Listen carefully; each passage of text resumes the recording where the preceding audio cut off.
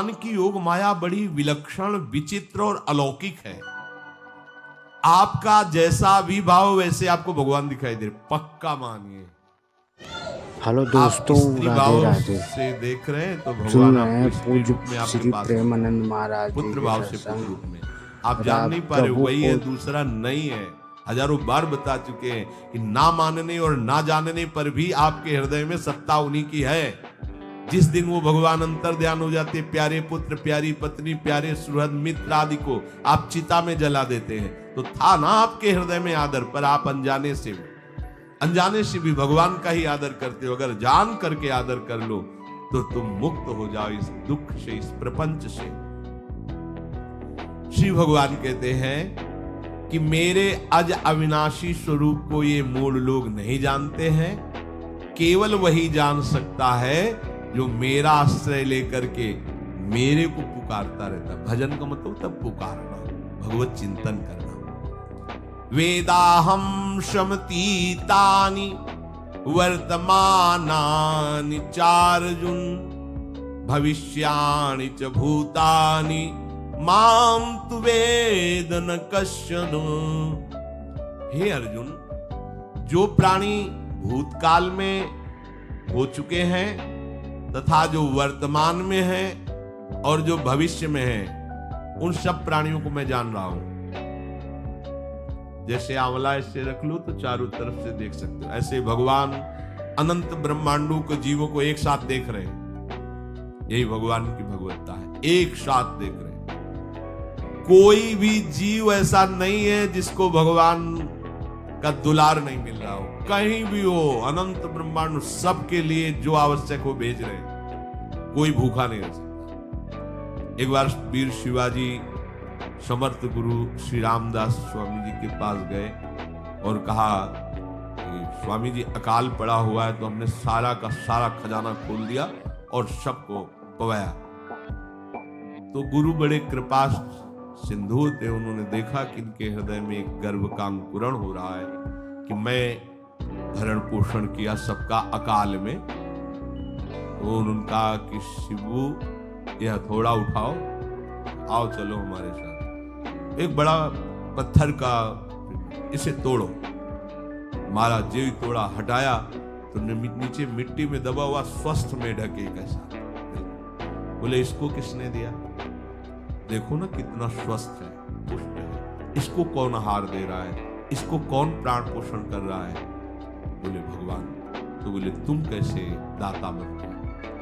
संपत्ति तो सब भगवान की है, भगवान ही सबका। ये अहम मत करो कि तुम पोषण करते हो। नहीं, छोटी सी वृत्ति को भी गुरुदेव बर्दाश्त नहीं करते।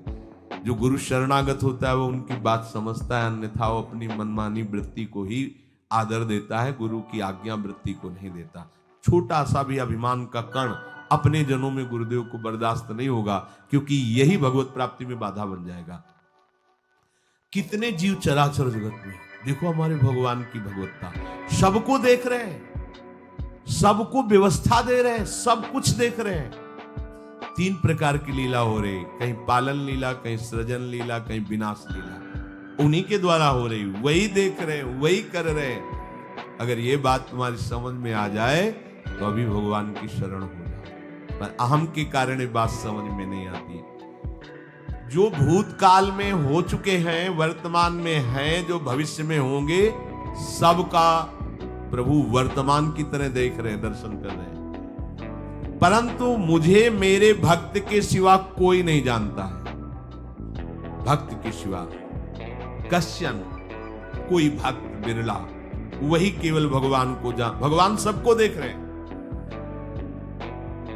भगवान की दृष्टि सब पे है। अगर ये बात आपकी समझ में आ जाए तो अभी आनंद आने लगेगा। मैं भगवान की दृष्टि में हूं, बस आज हमें सत्संग से बात मिली कि मैं भगवान की दृष्टि हूं, मुझे वो देख रहे हैं, बढ़िया बन गया। अब आप पाप कैसे करोगे? क्योंकि भगवान की दृष्टि में भगवान आपको देख रहे हैं। डरो, किसी गवाही की जरूरत नहीं, वो देख रहे हैं। तो आप भय क्यों कर रहे हो? आपको भगवान देख रहे हैं, आपको डरना नहीं। फिर आप कामना क्यों कर रहे हो? भगवान आपको देख रहे हैं, जो चाहिए उस समय से दे देंगे, आप निश्चिंत रहिए। अगर आप अहम करोगे तो दुख भोगोगे, आश्रित रहोगे तो सब अपने आप निर्वाह हो जाएगा। एक आदमी ट्रेन के डिब्बे में बैठे ऐसे ऐसे दौड़ रहा था। लेकिन पूछा भाई क्यों दौड़ रहे? बोले अमुक स्टेशन जाना है। तू बैठ जा, गाड़ी चल रही है, ट्रेन चल रही, तू बैठ जा।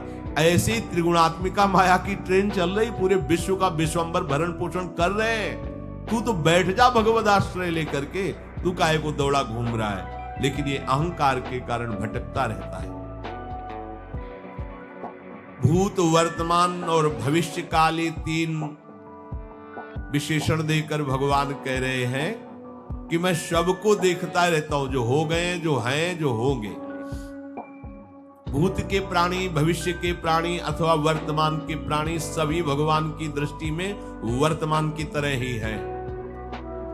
ये भूत, भविष्य, वर्तमान काल केवल हम लोगों की दृष्टि में भेद है, भगवान की दृष्टि में नहीं। हो चुका, होगा, हो रहा है। भगवान की दृष्टि में सब हो रहा है, पीछे का भी, अब का भी, सब सामने चल रही सीन। हमारे हृदय में विश्वास हो जाए प्रभु हमें देख रहे हैं। अभी तो हमें ये नहीं पता कि हम भजन कर रहे हैं, भगवान पता नहीं जान रहे हैं कि नहीं जान रहे। अभी भक्ति में रंग आ जाए, अगर ये बात समझ में आ जाए कि प्रभु देख रहे हैं। देखो, जब हमारे गुरुजन बैठकर सुनते हैं और जब गाने को अवसर मिलता है तो ज्यादा उत्साह होता है कि बैठे सुन रहे हैं।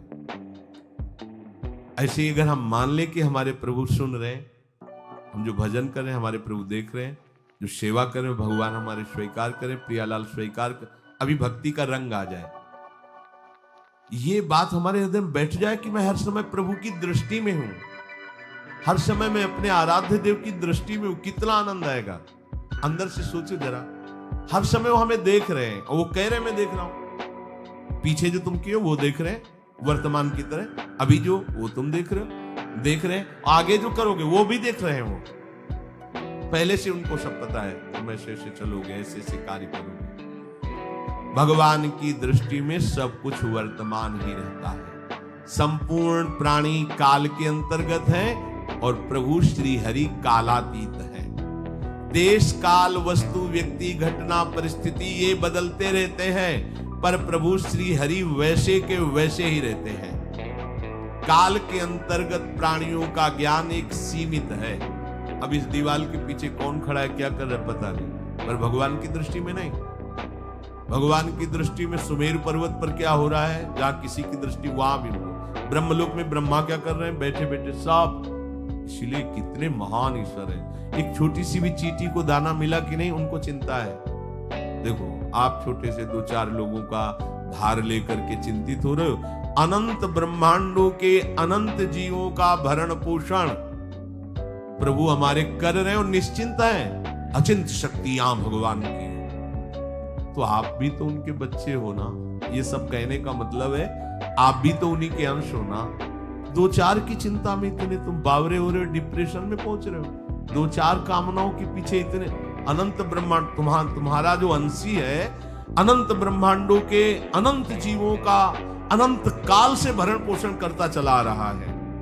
कहीं भी किसी के साथ कुछ भी गलत नहीं हो सकता। जैसे कहते हैं कि क्या गलत हुआ, देखो ना अभी तो बच्चा था, ऐसा ऐसा हो गया। तो तुम्हारी दृष्टि में बच्चा है, पीछे तो बहुत पुराना है ना, जो कर्म करके आया उसका फल। कहीं भी गलत किसी के साथ नहीं होता, ध्यान रखना। जहां कुछ होता है, अभी हमने देखा मनो कि ये तो बहुत गंदा है, तो सीधे जा रहा था, ये आदमियों ने मिलकर इसे पीटा, अभी सीधा चल रहा है, पीछा टेढ़ा चल के आया है, और जिनको पीटा है वही आके इसे पीट रहे हैं। अब हम वर्तमान को तो देख रहे हैं ना, पीछे की बात तो देख नहीं रहे ना, और भगवान पीछे की देख रहे हैं कि इसने पीछे बहुत ऐसा गलत किया, उसका हिसाब इसको मिल रहा है, इसलिए चुपचाप देखते रहते हैं। ध्यान रखना, इतना भी गलत नहीं हो सकता इस सृष्टि में।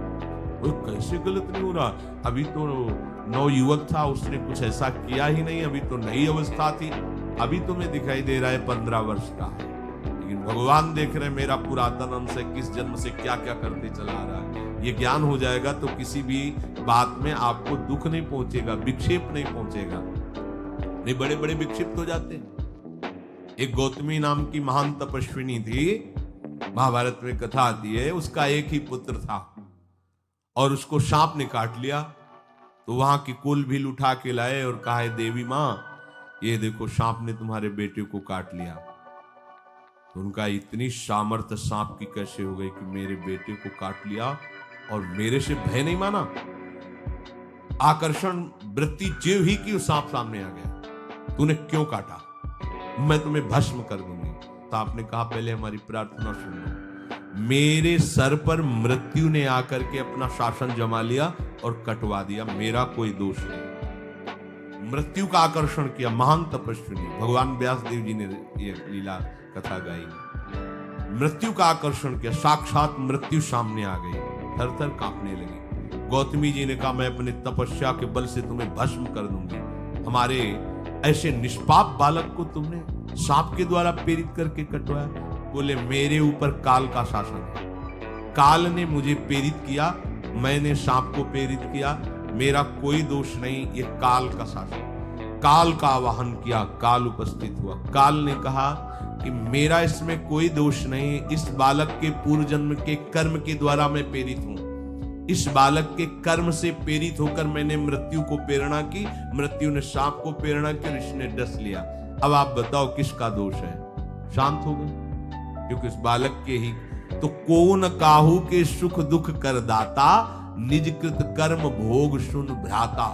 कोई किसी के सुख दुख का हेतु नहीं है, अपने कर्म ही है जो हमको दुख सुख देते हैं। और ये भगवान देख रहे हैं।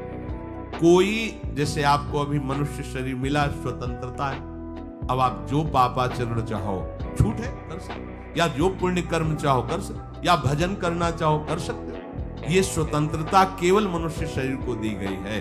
आपको जो पूर्व भोग मिल रहे हैं वो आपके पीछे के कर्मों के हैं। तो जो ज्ञानी जन होते हैं, विवेकी जन होते हैं, आए हुए प्रारब्ध को भोग लेते हैं, नया कोई पाप नहीं करते, निरंतर भजन करते रहते, भगवान की कृपा से मुक्त हो जाते हैं। अगर भगवान की शरण में नहीं होगे, भजन नहीं करोगे, तो आपके ऊपर बहुत से ऋण है, दुर्गति हो जाएगी। ऐसा नहीं है।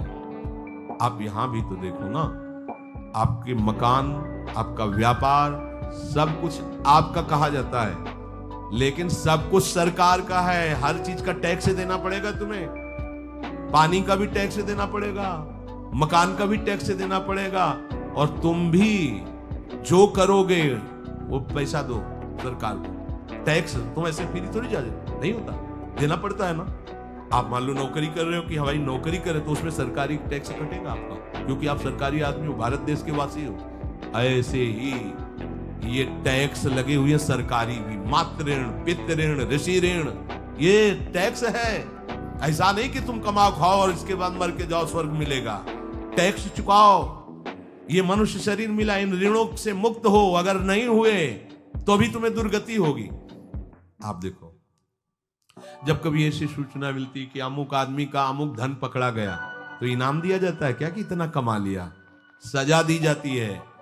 तुमने टैक्स की चोरी की, अगर चोरी नहीं की, मेहनत से कमाया या व्यापार से कमाया, दिया नहीं सरकार को, हाँ दिया नहीं, इसीलिए तुम्हें टैक्स की चोरी का दंड मिलेगा, सारा धन अपहृत हो जाएगा, तुम्हारी निंदा होगी, तुम्हें सजा मिलेगी। बोलो मिलती है नहीं? ऐसे ही ये लड़का, बच्चा, पत्नी, पुत्र, परिवार जो भी है, ये सब श्री भगवान का तुम्हें टैक्स देना है। क्या टैक्स देना है? भगवान की शरण होकर उनका सुमिरन करो, सारे ऋणों से वो मुक्त कर देंगे। एकादशी स्कंद में कहा है, मेरा भजन करने वाले का कोई ऋण नहीं रह जाता। और नहीं तो महाभारत में ही प्रसंग आता है, एक जरत्कारु नाम के ब्रह्म ऋषि थे। ऋषि और भक्त में बड़ा अंतर होता है। वो तपस्या प्रधान, जैसे दुर्वासा ऋषि तपस्या प्रधान थे, वो बाल ब्रह्मचारी और तपस्या से युक्त एक दिन भ्रमण कर रहे थे, तो आवाज आई, मेरी रक्षा करो, मेरी रक्षा करो। तो उस आवाज की तरफ बढ़े तो देखा कुएं में उल्टा लटके हुए हैं बहुत से ऋषि, और एक केवल तंतु है, एक केवल तंतु है जिसमें दो चूहे लगे हुए उसको भी काट रहे हैं, एक काला और एक श्वेत। तो उन्होंने देखा और दयालु हो गए कि ऋषियों, मैं तुम्हारी कैसे रक्षा कर सकता हूं?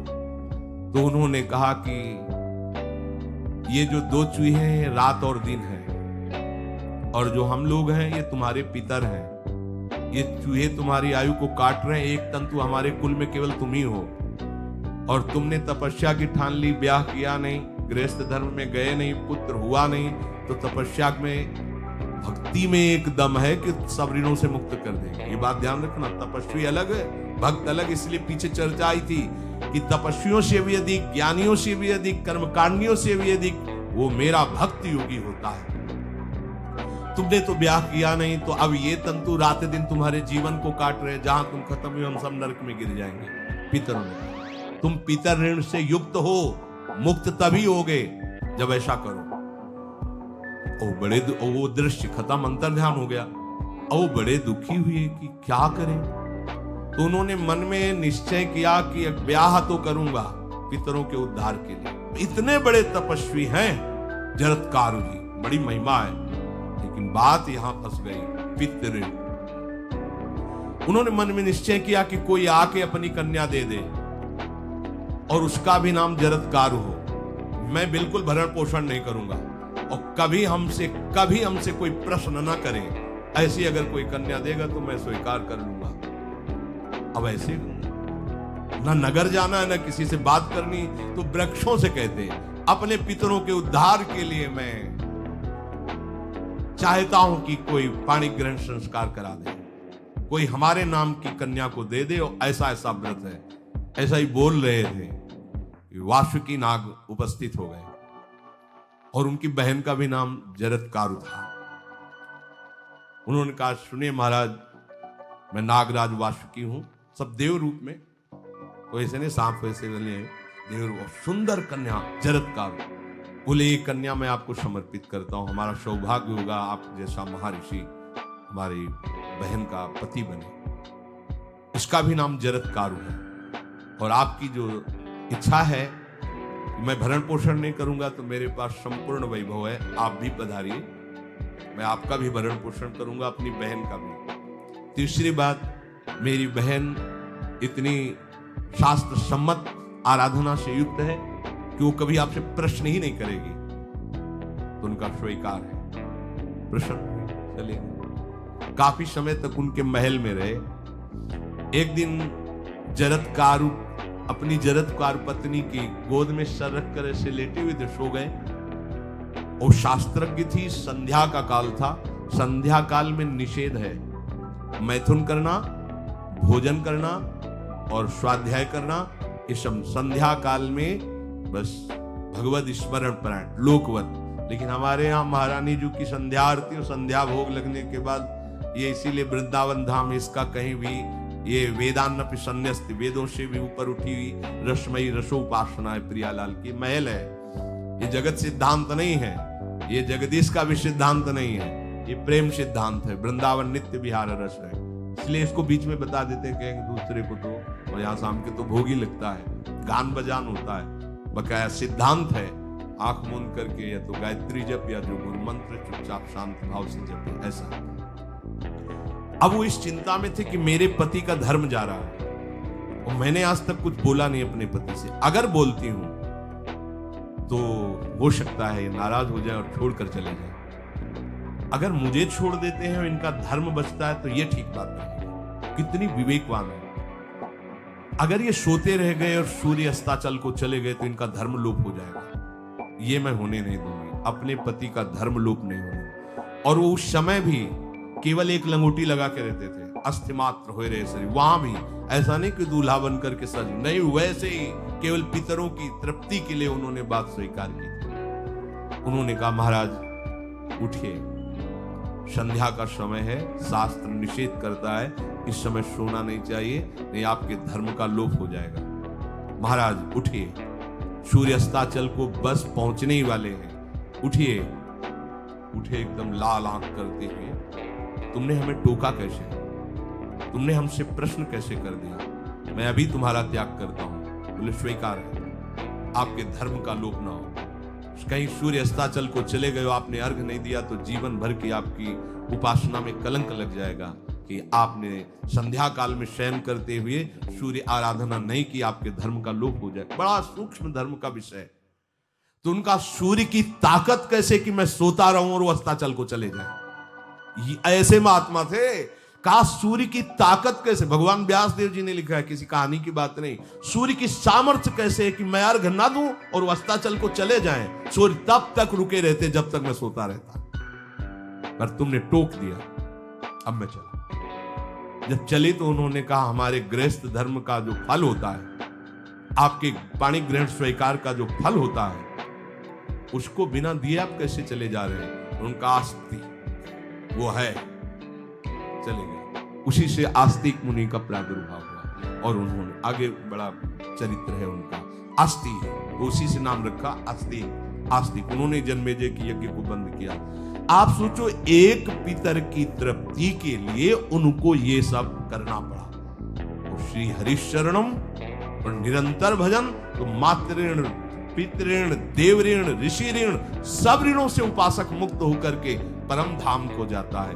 एकमात्र भगवदास है, पर ये मूढ़ जन इस बात को नहीं जान पाते हैं। बिना कारण कृपा करने वाले प्रभु जीव को मनुष्य शरीर देते हैं। ये मनुष्य शरीर अंतिम शरीर है। अगर इसमें नहीं बना तो फिर चले जाओगे 84 लाख योनियों के चक्र में। इसी शरीर में अनंत जन्मों के संचित कर्म समुदाय का नाश करके भगवत प्राप्ति होती है या मोक्ष पद मिलता है। कौन सा प्राणी किस गति को जाएगा भगवान देखते हैं पर संकल्प नहीं करते। ध्यान रखना, क्योंकि आगे की भी देख रहे हैं। वो देख रहे हैं जो तुम कर रहे हो वैसे गति बनती चली जाएगी। भगवान संकल्प नहीं करते। भगवान तो एक बार संकल्प कर दिया, एको हम बहुश्यामा, उसी में बहुत रूपों में प्रकट हो गए। अब तुम्हें संकल्प करना है कि इस जन्म में मुझे भगवत प्राप्ति करनी है। जो संत शास्त्र सदगुरुदेव कह रहे हैं ऐसा करो ऐसा ना करो, यदि आप इस भावना को स्वीकार करके आराधना करेंगे तो निश्चित निश्चित भगवत प्राप्ति इसी जन्म में हो जाएगी। प्रभु केवल तुम्हें निमित्त बनाना चाहते हैं, कल्याण तो वही करेंगे। जैसे अर्जुन से कह रहे हैं भीष्म आदि द्रोण आदि मेरे द्वारा मारे जा चुके हैं, तुम केवल निमित्त मात्र भव साची। ऐसे ही अय उपासक तू केवल निमित्त बन जा। जो शास्त्र सदगुरुदेव आज्ञा करते हैं वैसे ही तू चल दे अपने मन को मार के। केवल तू निमित्त बन जा। कल्याण या भगवत प्राप्ति या मोक्ष वो तो भगवत कृपा से होगी। पूरी उद्धार की सामग्री तेरे अंदर जागृत कर देंगे प्रभु। केवल तू निमित्त बन जा, मेरी कृपा तेरी सारी बात बना देगी। विश्वास करो, इस बात पर विश्वास करो। भगवान कह रहे हैं तुम निमित्त बन जाओ, जो आदेश कर रहे हैं वैसा पालन करो, काम तो सब मेरी कृपा कर देगी। जो ऐसे मनुष्य शरीर ऐसी कृपा प्राप्त होने पर भी भगवत प्राप्ति नहीं कर पाता, तो मयानुकूलेन नभस्वतेरितम पुमान भवाब्धिम न तरेत सा आत्महा। ऐसी मेरी कृपा का सहारा मिलने पर यदि वो भगवत प्राप्ति नहीं कर पाता तो बोले आत्महा है, वो आत्महत्यारा है, वो दुर्गति को प्राप्त होता है। मनुष्य के लिए खास बात है कि प्रभु ने कृपा करके तुम्हें जो सामर्थ्य दी है, जो समझ दी है, जो सामग्री दी है, उसका दुरुपयोग मत करो। केवल भगवत प्राप्ति के लिए चलो, केवल भगवत प्राप्ति के लिए। ये सबकी समझ में नहीं आएगा, बिल्कुल बात समझ ले। केवल भगवत प्राप्ति के, ये जो कहते हैं कि और हमारे धर्म कर, ये सब फसाव है। आप गृहस्थ बने रहो, आप व्यापारी बने रहो, पर आप लक्ष्य रखो कि मुझे इस जन्म में भगवत प्राप्ति करनी है। आपका लक्ष्य दृढ़ होगा तो नाम जप चलता रहेगा, संसार का कोई विकार आपको परास्त नहीं करेगा। अगर आपने ऐसा अटल निश्चय कर लिया तो तुम्हें जो भगवत सामर्थ्य मिली उसका तुम दुरुपयोग नहीं करोगे। देख लो, अपने लोग बहुत बड़ी गलती करते हैं, जो आध्यात्मिक ऊर्जा शक्ति उसको विषयों में दुरुपयोग करके नष्ट कर रहे हैं। कहते हैं अब हमारा मन नहीं लगता, अब हमारा बड़ा अशांति है, घबराहट है। क्यों शांति है, क्यों घबराहट है? जब तक तुम धर्म विरुद्ध नहीं करोगे तो अशांति नहीं हो सकती, भय नहीं लग सकता, विषाद नहीं हो सकता, क्लेश नहीं हो सकता। लिख लो ये बात। किसी को भी कभी भी भय महसूस हो रहा है, अशांति महसूस हो रही, घबराहट महसूस हो रही, आप भगवत प्रदत्त शक्ति का दुरुपयोग कर रहे हैं, समय का दुरुपयोग कर रहे हैं, सामग्री का दुरुपयोग कर रहे हैं, अर्थात कोई न कोई अधर्म आचरण कर रहे हैं। अब भी आपको उपाय बता देते हैं। यदि तुम्हारा मन जलन पैदा कर रहा है तो भगवान से हाथ जोड़कर कहो कि हे नाथ, मेरे से अब तक जो गलतियां हुई हैं उन्हें क्षमा कर दो। आगे मैं गलती नहीं करूंगा, आपके बल से, आपके बल से। ये भी ध्यान रखो, आपके बल से, अपने बल से नहीं, आपके बल से। हे नाथ, ऐसा मुझे बल दो जिससे कभी मैं आपके और गुरुदेव के विपरीत न चलूं। अगर कोई हमसे गलती हो जाए तो मुझे तत्काल दंड दे देना, क्षमा मत करना। आगे ये बहुत बढ़िया बात है। अगर हमको क्षमा कर दिया जाएगा तो हमारे मन को उत्साह बढ़ जाएगा फिर गलती करने का। अगर दंड दे दिया जाए तो मन डर जाएगा। इसीलिए प्रार्थना में ये भी कहना चाहिए, पर हिम्मत नहीं पड़ेगी, क्योंकि मन को बहुत दुलार करते हैं ना, कि प्रभु मेरे से जो गलती उसे मुझे दंड दे दो, मैं क्षमा नहीं चाहता। क्योंकि हम देखते हैं जब हम क्षमा कर देते हैं तो उसका उत्साह बढ़ जाता है मन का और गलत करने का। प्रभु इसे क्षमा मत करो, इसे दंड दो। एक बार इसकी भरपूर बेइज्जती होनी चाहिए। जब इसको सब देखेंगे, हाँ ये, तो अपने आप ही मन सही रास्ते में आ जाएगा। प्रभु आप क्षमा कर देते और बात गुप्त रहती है तो इसको बढ़ावा और मिल जाता है और पापाचरण कर, क्योंकि ये दुष्ट है ना। अगर साधु हो तो बचत हो जाए कि देखो प्रभु ने इस गलती को छुपा दिया और कोई जाना भी नहीं और क्षमा भी कर दिया, अब मैं आगे से बिल्कुल नहीं करूंगा। ये दुष्ट है ना, ये ऐसा नहीं करता। क्षमा हो गई तो उसको लगता है आगे भी क्षमा हो जाएगी, चुपचाप चलो मनोरंजन करते हैं। नहीं, प्रभु मुझे दंड दीजिए, जैसे कुंती जी कहती है मुझे विपत्ति दीजिए। ऐसे उत्तम भक्त वही है। हे नाथ, आज तक जो गलतियां हुई क्षमा कीजिए, आगे गलतियां नहीं होंगी, ये मैं आपके बल से कह रहा हूं। प्रभु यदि मेरे से चूक हो जाए तो आप क्षमा मत करना, मुझे दंड देना, जिससे मेरा सुधार हो जाए, मैं आपके अनुकूल चलने लगूं। मनुष्य की असमर्थ दो तरह से होती है। एक असमर्थ कि वो कर ही नहीं सकता। जैसे किसी से कहा जाए कि तुम ये मकान उठा करके वहां रख दो, तो कर ही नहीं सकता। ऐसी सामर्थ्य जो आप में करने के लिए भगवान कभी आदेश ही नहीं देंगे, ध्यान रखना। एक बात ध्यान दीजिए, कोई भी ऐसी भगवद आज्ञा या गुरु आज्ञा नहीं होती जो आप नहीं कर सकते। आप जो कर सकते हैं वही आज्ञा होती है।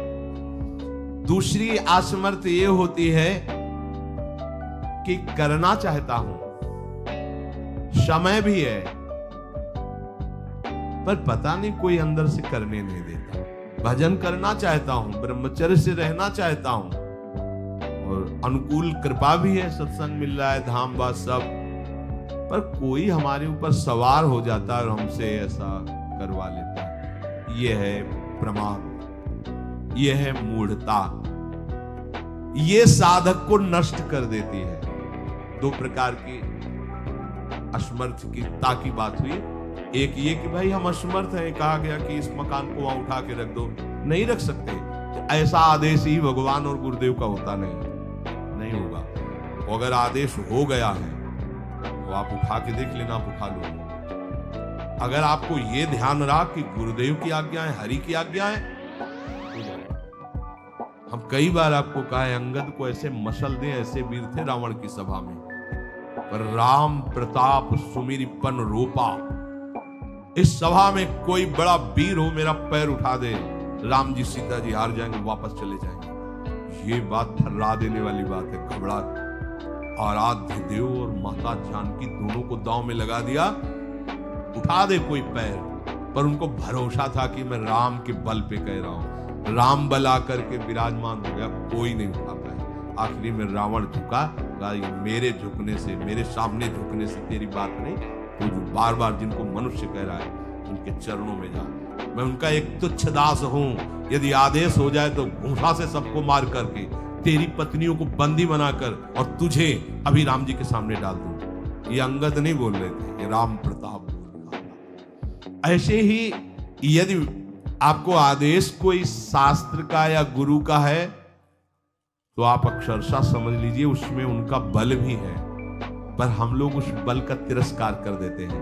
थोड़ी सी मन की डालकर उसको हल्का किया तो वो बल वापस हो गया। सीधे जो बात मानी जाती है उसमें उनकी कृपा शक्ति होती है, और जो अपनी मन की लगा की जाती है वो साधन होता है। कृपा शक्ति और साधन में अंतर होता है। तो जो हम कर सकते हैं, आदेश है, हम करना भी चाहते हैं और नहीं करते हैं, इसका हमारे अंदर प्रमाद का राज्य है। प्रमाद, लोग कहते हैं कि पता नहीं कोई हमारे दिमाग में आके कर जाता है। हाँ, भूत आता है, भूत। अब ऐसे लोगों को बावरा कहते हैं, अब इनको ऐसी जगह पहुंच जाए जहां सही निर्णय नहीं होता और ये कर देना, वो कर देंगे, उनको लगता है कोई है।